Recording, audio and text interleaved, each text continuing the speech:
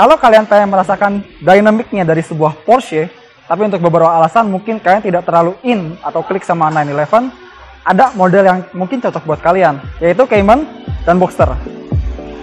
Sekarang nama Boxster udah 20 tahun lebih beredar, dan sekarang di sini ada 718 Boxster yang baru. Jadi, apa yang udah Porsche lakukan terhadap Boxster yang pakai nama 718 ini? Inilah Porsche 718 Boxster S. Mungkin bentuknya nggak begitu beda dibandingkan Boxster S yang lama. Tapi coba lihat lagi detail-detail kecil seperti lampu depan, lampu belakang, bumper, dan lain-lain. Dan kelihatan kalau semuanya didesain baru.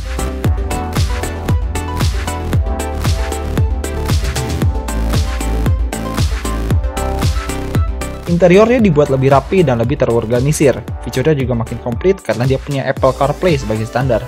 Dan dia punya kepraktisan yang bisa dibanggakan dibandingkan dengan convertible lain.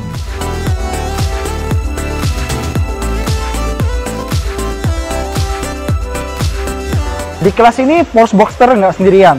Ada beberapa mobil yang suka di-mention juga. Misalnya BMW Z4, Mercedes-Benz SLK yang sekarang jadi SLC, sama Jaguar F-Type convertible mungkin. Dan mereka semua cuma punya bagasi di belakang. Kalau Boxster nggak cuma punya bagasi di belakang, tapi di depan juga ada. Jadi kalau misalnya di sini udah penuh sama barang bawaan pacar atau istri, masih ada bagasi depan yang bisa kita pakai buat nyimpen barang-barang kita.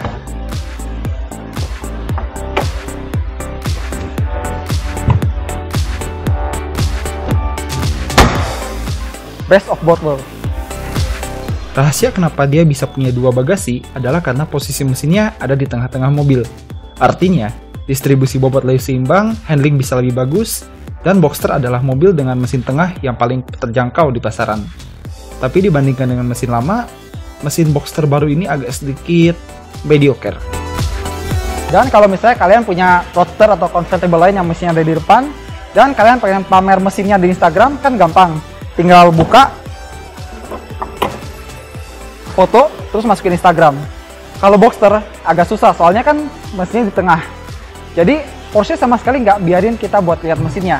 Dan kalau ada apa-apa mobil ini, lebih baik diderek gendong aja ke dealer Porsche buat diperbaikin. Dan yang bisa perbaikin harus mekanik yang udah qualified sama Porsche.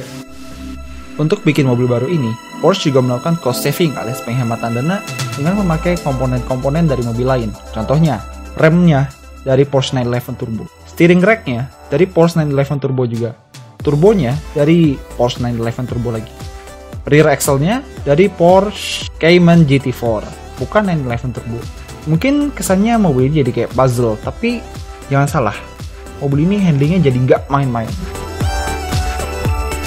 Sampai sejauh ini, semuanya menjanjikan. Tapi ada beberapa hal yang harus kalian tahu. Misalnya soal atapnya. Ya, sekarang atapnya bisa dibuka tutup sambil jalan asal nggak lebih dari 50 km per jam dan bisa dibuka pakai remote. Tapi ada beberapa isu soal atap ini. Coba kita lihat atap dari Porsche Boxster ini. Kalau misalnya kalian melihat atap ini, pasti ada kesan tradisional dari sebuah convertible yang benar-benar kuat. Tapi kalau dibandingin sama atap plat misalnya dari Z4 atau dari SLC, atap kanvas ini mungkin rasanya kurang secure, terutama kalau kalian ketemu sama kapak merah.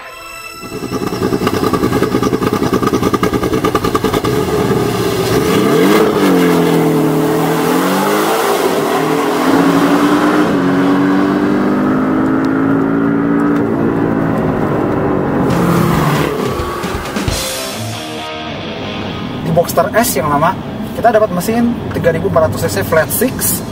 Tapi di Boxster S yang baru ini mesinnya emang turun, jadi 2500 cc flat 4 turbo 1. Dan mungkin ada yang tanya, kenapa nggak pakai mesin flat 6 twin turbo seperti 911 Carrera yang baru? Jawabannya gampang, mesinnya nggak muat di Boxster ini. Mungkin mesinnya emang jadi lebih kecil dan pistonnya hilang 2 dibandingkan Boxster lama. Tapi karena mesin ini pakai turbo, jadi tenaganya 350 horsepower. Jauh lebih gede dibanding Boxster S lama. Dan kalau pakai transmisi PDK 0 ke 100 cukup 4,2 detik. Lebih kencang dari Boxster S lama, lebih kencang dari Ford Mustang EcoBoost, dan lebih kencang daripada Jaguar F-Type V6 Supercharger. Itu keren banget, kencang.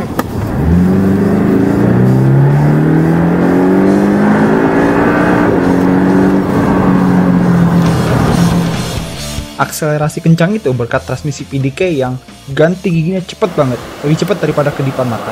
Dan kalau kita masuk ke mode Sport Plus, kita bisa pakai launch control.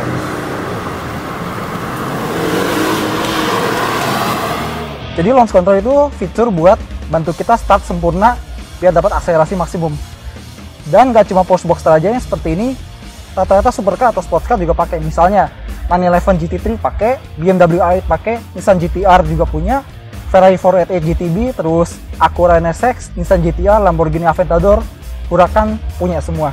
Tapi kalau di Boxster cara ngaktifinnya gini, kita masuk ke D, terus kita injek rem, sambil injek rem kita injek gas, lepas rem, terus meluncur. Tapi di mobil manapun sebaiknya launch control itu nggak boleh dipakai sering-sering. Paling nggak setiap pemakaian itu terus diselang antara 2 atau 3 jam. Karena gini, prinsipnya launch control itu dia memberikan stres pada mesin. Karena udah masuk gigi, kita rem, terus kita gas. Mobil tuh pengen maju, jadi kita tahan. Jadi nggak cuma tekanan dari rem, komputer juga perintahin mesin buat jangan maju dulu. Jadi launch control sebaiknya jangan terlalu sering dipakai biar mesinnya lebih awet. Wherever love goes, there is also misery. It's no mystery. And you and I, we got history. Yeah. Ini adalah salah satu mobil dengan handling tercepat yang pernah gua rasain. Ada kombinasi pintar antara mid-engine sama mesin Boxster. Mid-engine bikin distribusi bobot ini jadi mendekati sempurna, dan mesin Boxster dia punya titik gravitasi, titik berat yang sangat rendah, mendekati bumi. Jadi saat konfigurasi mid-engine dan mesin Boxster digabungkan, hasilnya tuh mobil ini lincah, benar-benar nurut sama pengendaranya.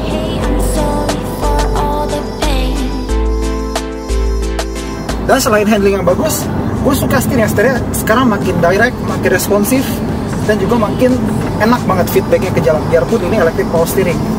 Jadi untuk tikungan kayak gini, biarpun di kick down, pastinya tuh agile banget, bener-bener mobil ini stabil. Bahkan kalau kalian mau nakal sedikit pun, mobil ini masih bisa ngeladenin kalian.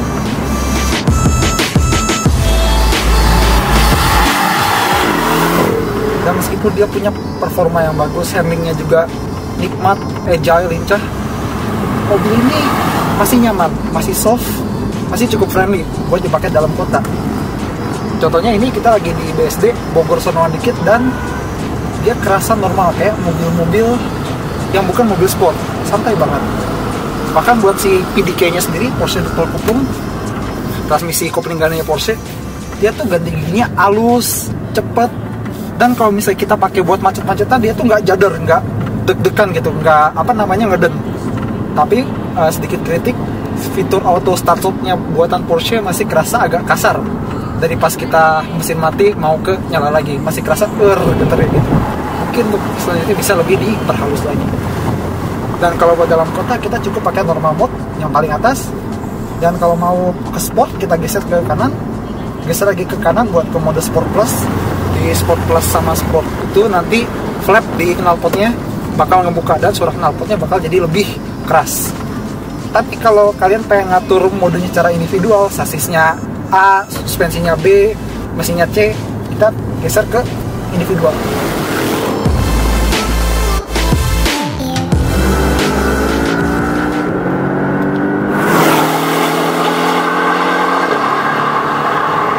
Jadi yang gue rasain, kayaknya suara dari mesin Flat 4 Turbo baru ini kurang irgasm, kurang karismatik seperti mesin Flat 6 non-turbo dari Boxster sebelumnya. Saya tuh suaranya gak meraung tinggi kayak Flat 6 sebelumnya, malah ini kayak suara mesin Boxster Turbo, tapi bukan mesin dari Porsche, kayak mesin dari merek mobil lain.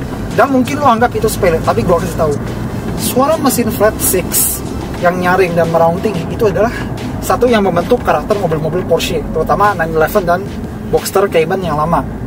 Tapi kalau di sini kok agak kurang greget, kurang irgasm, kurang appealing buat sebuah mobil sport dari Porsche. Jadi ini kayak lagunya anak, separuh jiwaku pergi nggak dijemput, pulang nggak diantar.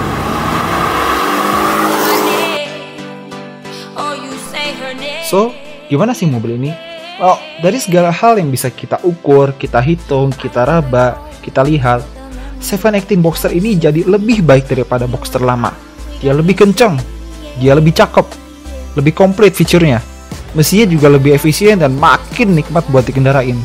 Tapi dengan hilangnya suara mesin flat six dari Porsche, mobil jadi kerasa kehilangan sedikit gregetnya. Tapi ya begitulah, love it or hate it. Terus soal gayanya, well, mobil ini memang eye catching, memang cantik.